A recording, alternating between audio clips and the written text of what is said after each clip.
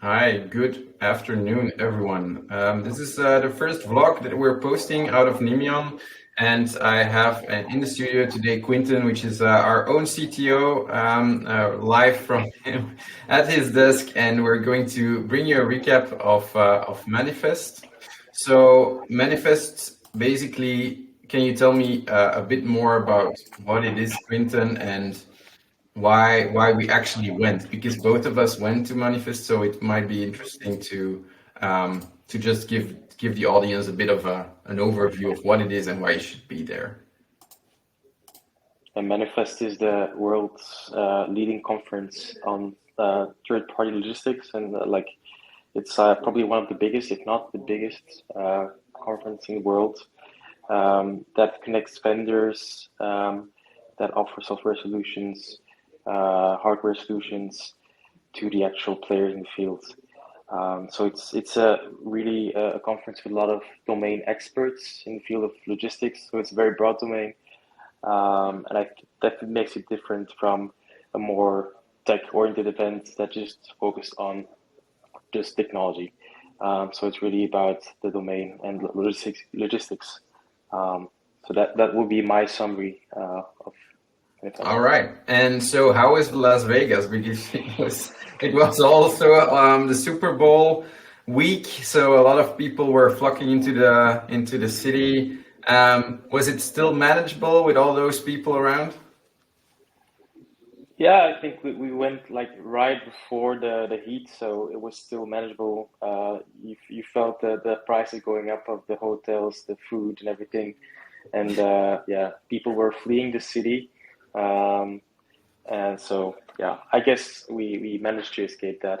But yeah, I it's good also vibe. remember I've never seen Vegas so cold and so wet. It was the first time I actually experienced that. And I think for many people, they said, this is the worst weather we had in like a decade. So it was quite interesting to be there at some exciting times. So yeah, so we actually stayed for a few days, then traveled on to California, visited a few clients, and we learned more about data and AI. So just briefly about myself, so I'm hosting this vlog, but I'm also leading Nemeon. So we're both the managing partners, both from a different perspective, and we just wanted to share with you what were our key insights, right? So I had three items that I wanted to cover today. That's first of all, innovation in supply chain. That's really big. And there's a lot going on, but what should you actually focus on?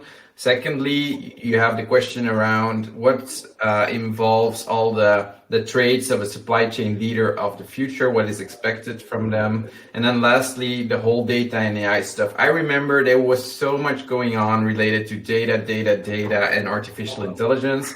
And I was just wondering, okay, there are so many opportunities, but to get there, it's like somebody showing you a picture of the future, but then you should lay out a roadmap to get there, right? And to get actually to address the challenges that we encounter along the way. So those were the things I wanted to cover in this session, really.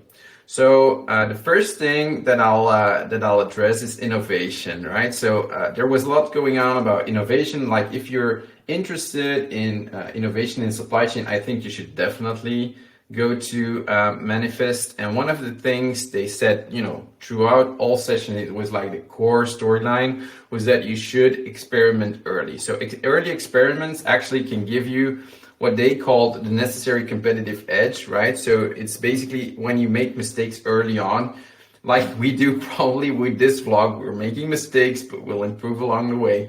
Then you can also, you know what's going wrong and you can address it in the future. Is that, by the way, Quinten, you've worked as a data architect like for years and years on end now. What is like the thing you've seen that works in experiments, but also the things that go horribly wrong in experiments? And where do you actually stop experimenting and go to the next level and start putting things in production? That's a great question, and it's $1 million question, of course. A lot of companies like to see this solved. I would say, of course, is that you always, when you're doing some experiment, try to think from the end customer in mind. Who's your customer? What problem are you solving? And working backwards from there. Sometimes we make up problems or we try to set up the experiments not really from an end user perspective. So keeping the end user in mind is the most important, I think, and involving the stakeholders in the process. And also time box things and then be sure like what's the time we want to invest in this experiment. How do we know when to stop, and setting some conditions there. Yeah. Probably there are some good like guidelines that I always use, but I think every company is different. There's lots of methodologies to do these things, some a bit more extensive than others. Um, so it depends on their culture, I would say too. Some companies like to experiment a lot, have clear programs and clear like timelines. Others are a bit more ad hoc, and also yeah, just take it as they go and have not really like a very set of processes to manage those experiments. Right. So Yeah. No, it seems fair. Also, you immediately link up to the second element that you can see on the slides, like accelerate. So what I hear from you is that we should also try to focus and structure our process, right? It shouldn't be like just playing around in a sandbox, right? Is that also the thing that you're implying with what you're saying? you should definitely sometimes play around in a sandbox and have a process in place to enable like citizen development, as say, like get access to data and enable business people to explore these things so that they can come up with these questions and answer themselves.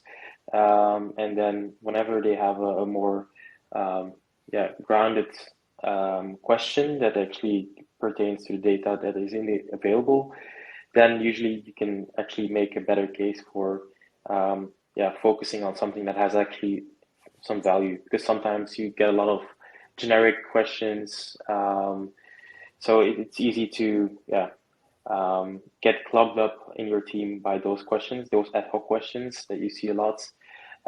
So the citizen development can really help there, to offboard that a bit more to the business and the data analysts, and then focus your time on those the questions that are actually really interesting.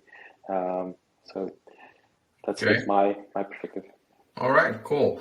Yeah, one of the things that we saw is also, and that was kind of new to me because we focus really hard on 3PL players in the market. But what we saw during the Manifest conference was actually that a lot of the power was concentrated at the shipper level. So if they're trying to, have higher requirements for the actual 3PL companies, then you can also see that across the whole supply chain, there are higher demands in terms of, what is expected from these guys in terms of technological prowess, in terms of advanced apps that they're offering to their customers, and features that you could see like tracking of goods, or how they pick or how they handle shipments. All these things seem to be very very much alive during the conference and were heavily discussed. One of the things that, reverting back from and coming back from AI, ultimately it's always about data and the use of data in logistics, right?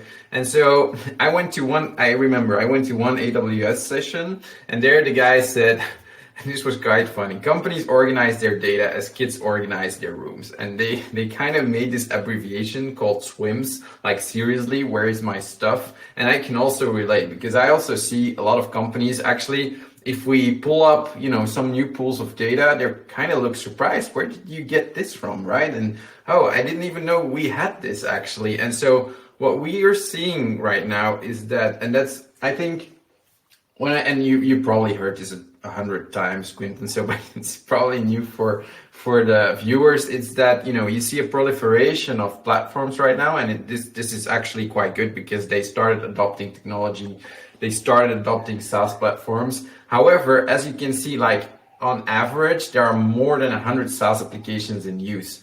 Ownership is scattered. There's some dark software running around. It's quite intense, and it's quite tricky sometimes to actually systematize your approach to data. But is this something as a data architect you can relate to? Is this something you encounter a lot? How have you seen like cases where you thought, oh my God, this is horrible, and how will we ever get out of this? So I just, I would appreciate if you could just share your views as a data architect as to what could go wrong, but also as where can we do better, right? It's a great question. I think it's really hard because you want some governance, but you also don't want to slow down your teams. And I think it's like where shadow IT typically develops is like central IT taking ownership of all the applications in the organization. Everything slows down, and teams start avoiding central IT for their applications, and they just start trying to manage these things themselves. And obviously, you don't want that situation where you have a lot of applications that are not managed and supported by your central IT department. So it's a bit of a trade-off. You want to go fast, but also you want some governance and some connecting these applications together.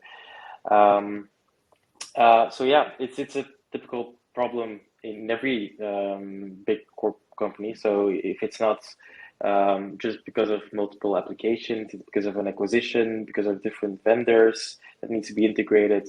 So it's the deep problem to solve, and that's also why you typically have an application landscape that is separate from the sort of analytical landscape. So you typically don't analyze the data in this source system, so that the applications that are running the business, you try to extract them and create a sort of unified view of them. And that's why we typically split those out, because you also don't want to run like your queries and your reporting on the source systems, because these things, they change fast. Sometimes data gets inputted that is not of the right quality, and you want some checks because these are important data points that you need to collect. They also need to be right.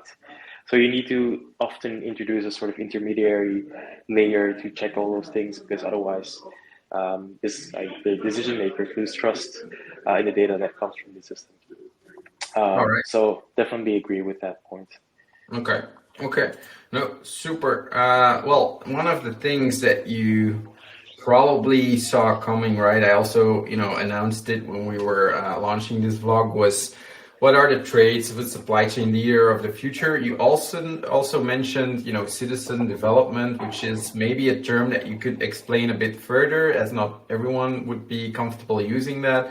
And so one of the things is being comfortable with ambiguity, being a people leader. Those things are across the board. I wouldn't say these are the sole traits of a good supply chain leader. They are kind of the traits of every leader nowadays, or should be. The data-driven thing is probably also something you could see across the board, but it definitely reverts back to what you were saying. But how far should we go in terms of being data-driven as leaders? And having, some technical background myself, but probably only able to get Hello World on my console when coding.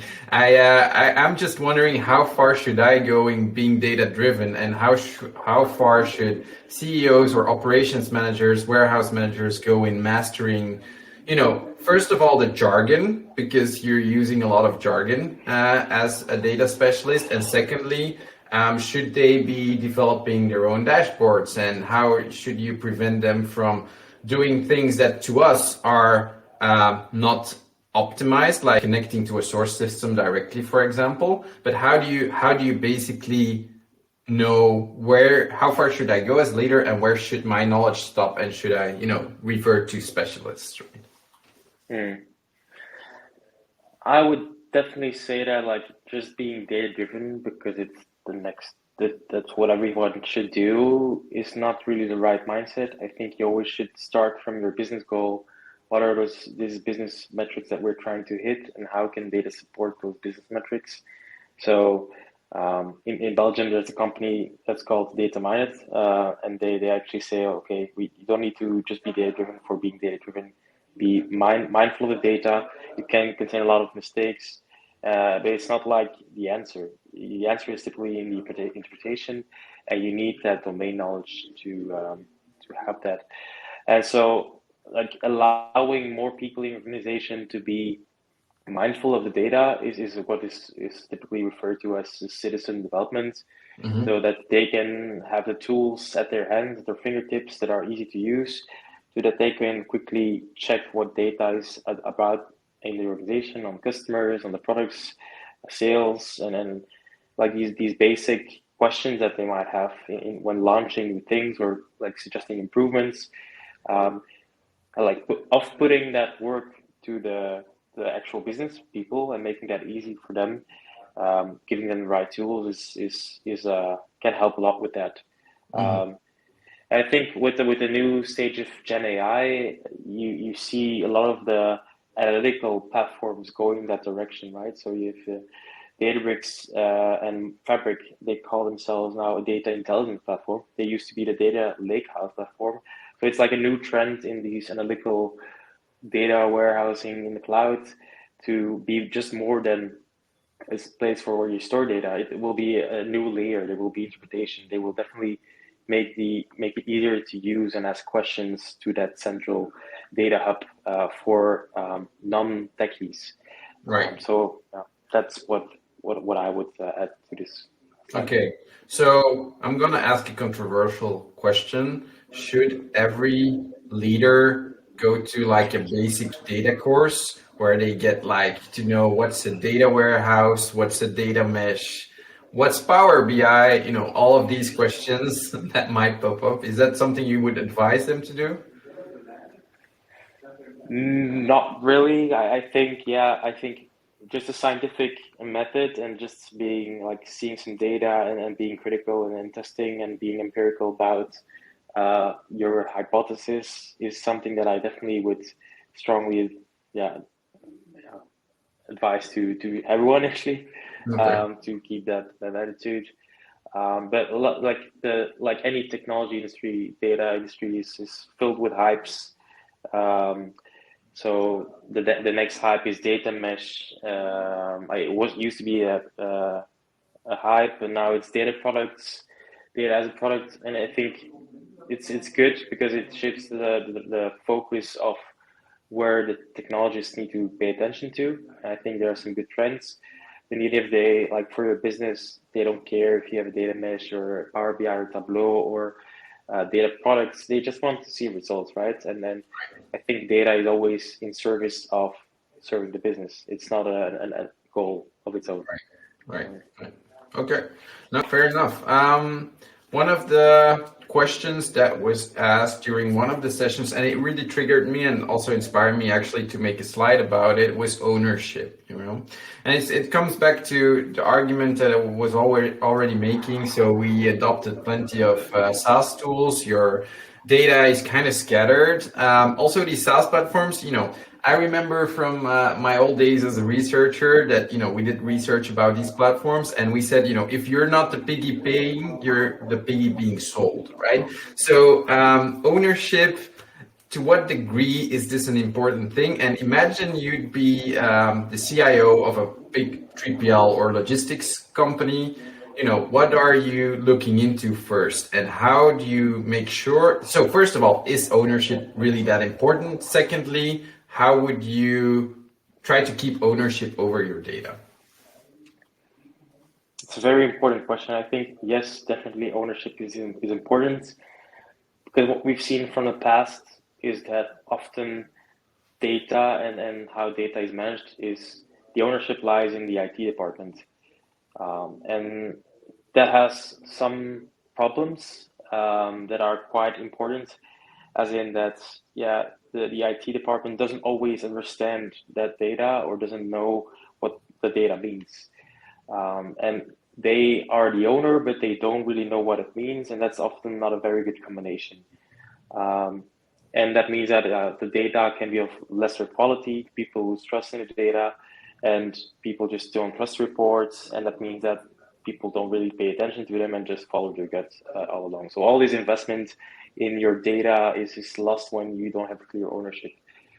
I think the centralized ownership doesn't work, but there needs to be some governance, and I think that's where the idea of data mesh essentially came in. Is like, okay, how can we allow the technology to push that ownership more to the domains, so the procurement, sales, the individual departments, while still having some layer of security, of common sort of principles. It's like a bit like sometimes I compare it to playing jazz.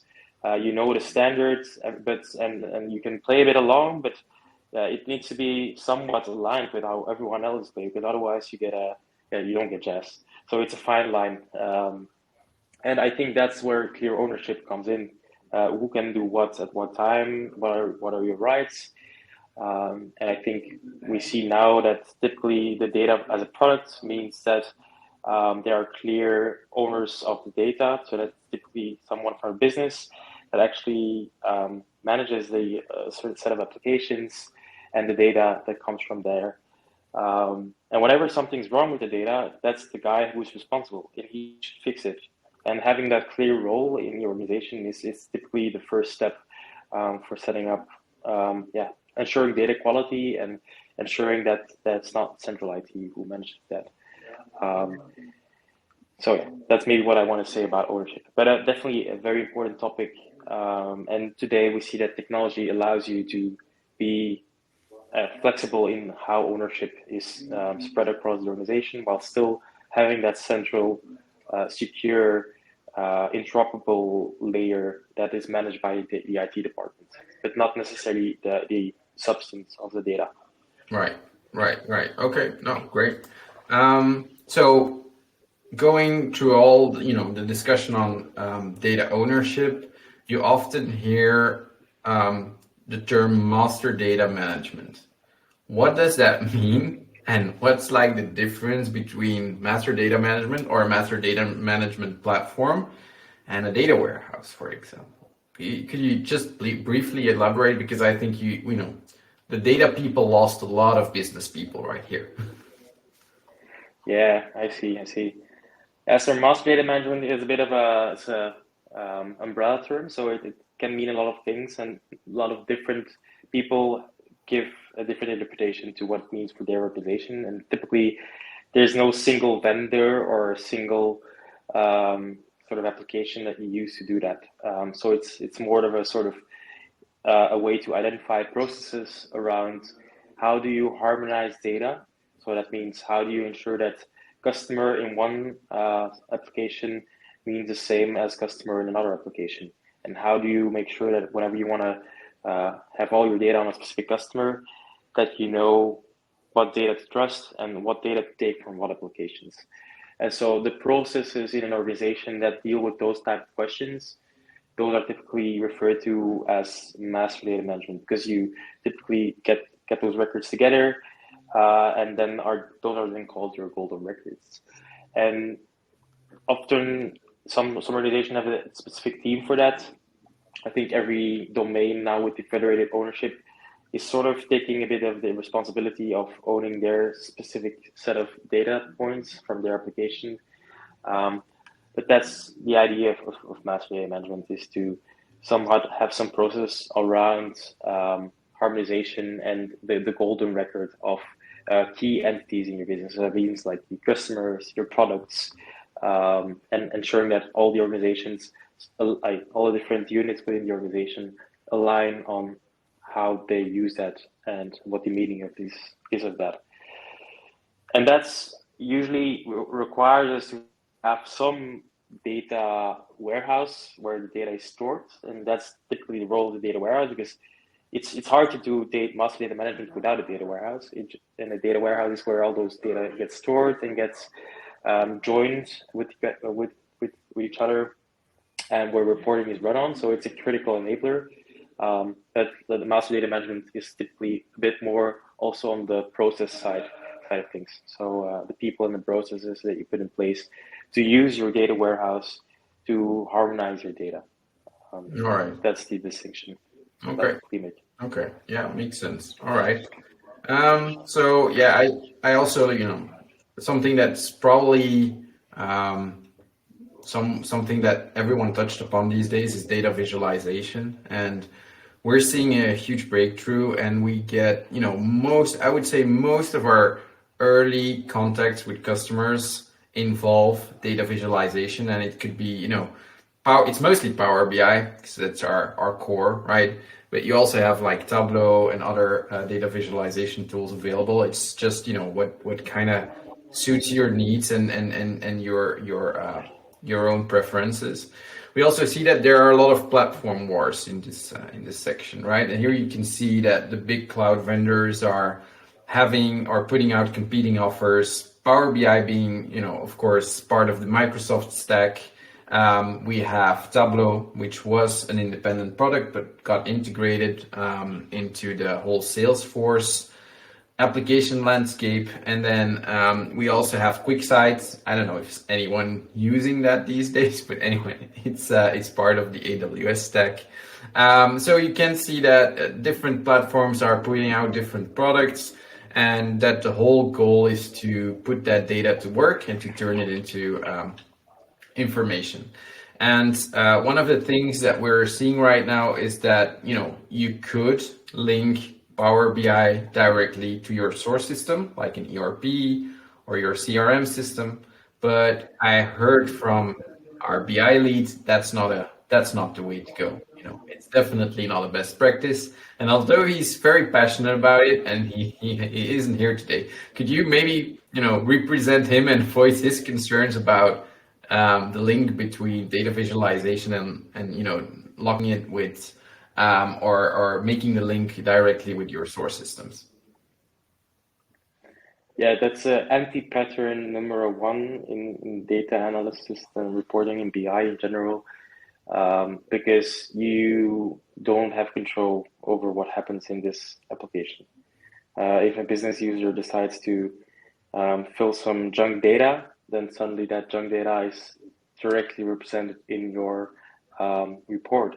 That report is used for decision making, and so sometimes you have to put some checks in place to ensure that the reports are actually meaningful. The data is of quality that meets your standards, and if you do that directly on the source system, you'll run into errors.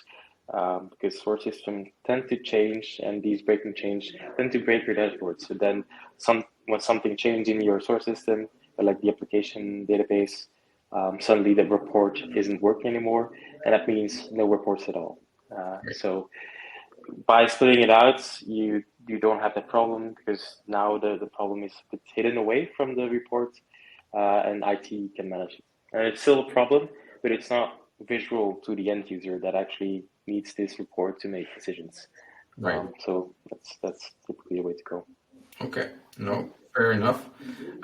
So one of the three topics that surfaced quite often during the sessions was, the whole generative AI thing. And of course, we all know the whole, boom and buzz around ChatGPT. And of course, this is one of the most visible outcomes of the whole generative AI process. You also see the link between robotics and AI. We have seen a lot of new players in the field, and some even say that it's not a blue ocean anymore; it's a red ocean these days. So a lot of competitors and competition arises in this area. Although there's also, if any investment is being made, it's mostly in AI and robotics, and the combination of both. And then you have, I put it, in the center, because I think the underlying data, remains very important to actually fuel both the generative AI side and the robotics side. So what's your view on these things? And is this kind of visualized the right way, or would you maybe add another topic that you were kind of struck by during the conference, or what's your take on this? Yeah, generative AI was definitely the topic of the conference. A lot of new and fresh ideas coming from that. But the typical use case there is, the use cases around order processing, around customer service, like a bit more the back office related task that used to require an administrative worker processing things. And currently we have way more tools to do that with large language models. And also in the combination, I think generative AI plus robotics, I think it's the recent demo of OpenAI where they showed what the large language model plus robotics and the sort of interpretation of the world can mean. So we will definitely get some sort of more consumer-oriented bots to who you can talk, who can do simple tasks. So Nice, cool. definitely a space to watch indeed. Right. Where Um, do you see this demo, by the way? This is really interesting. that was on the Twitter account of Okay. OpenAI. So Okay. Awesome. definitely should watch it. Impressive video. We'll put it into the link, right? So that people can just look it up because this is really, really important, I think. All right, cool. Um, so yeah, I think this was it for what we thought, we should share about the conference. Quinten, is there anything I left out that you think that should have been in your final shot at that? Nope, I think yeah, we covered everything. All Uh, right. Cool. Just know you can reach us through email. You can also call us, and our website is always on. Obviously, you can also just send us a regular mail because we have an office in New York. We're quite proud of that as a Belgian company. So, looking into further our business in the US as well, next to our core markets in Europe. I thank you so much for joining. Thank you, Quinten, for being here. And I'd love to, make some new fresh episodes that will also be uploaded to our YouTube channel. Thank you and subscribe. Goodbye.